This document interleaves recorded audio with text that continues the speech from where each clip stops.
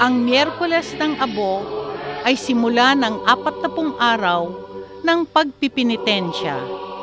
Mas taimtim na pagdarasal at pagsisisi sa kasalanan sa panahon ng Kwaresma. Nilalagyan ng krus na abo ang mga mananampalataya at pinapaalalahanan na magsisi sa kasalanan at manampalataya sa mabuting balita.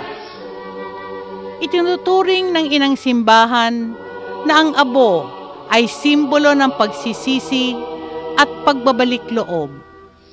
Itinatalaga ito na simula ng panahon ng Kwaresma bilang tanda ng pag-alaala sa pagpapakasakit, pagkamatay at muling pagkabuhay ng Panginoong Hesukristo na ating ginugunita. Batay sa tradisyon, nagdadamit ng sako ang mga tao bilang tanda ng pagsisisi at nilalagyan ng obispo ng abo ang mga sako at pinapalabas sa simbahan ang mga nagpipinitensya. Makakapasok lamang sila sa simbahan sa Huwebes Santo. Noong kinalaunan, lahat ng Kristiyano ay sumasama sa pagpapakita ng kanilang pagsisisi sa pagtanggap ng abo sa kanilang noo. Hanggang sa kasalukuyan ay pinapagpatuloy natin. Magbagong buhay ka at sa mabuting balita ay sumampalataya. 3 mungkahi ng simbahan sa makabuluhang pagdiriwang ng Kwaresma.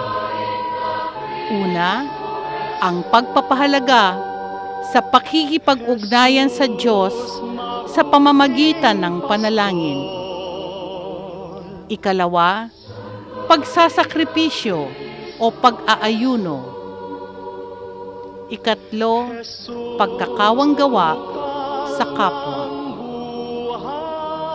Ayon kay Papa Francisco, ang Kwaresma ay panahon ng pagbubukas ng sarili sa kapwa. At sa pagsasagawa nito, ang 3 mahahalagang bagay ay panalangin, pag-aayuno, at kawanggawa. Naway samahan tayo ni Maria sa ating pagsisikap sa pagbabalik loob sa kanyang anak na si Jesus. Kolosas 1:27. Ang Kristo na sumasa iyo ay pag-asa ng kaluwalhatian.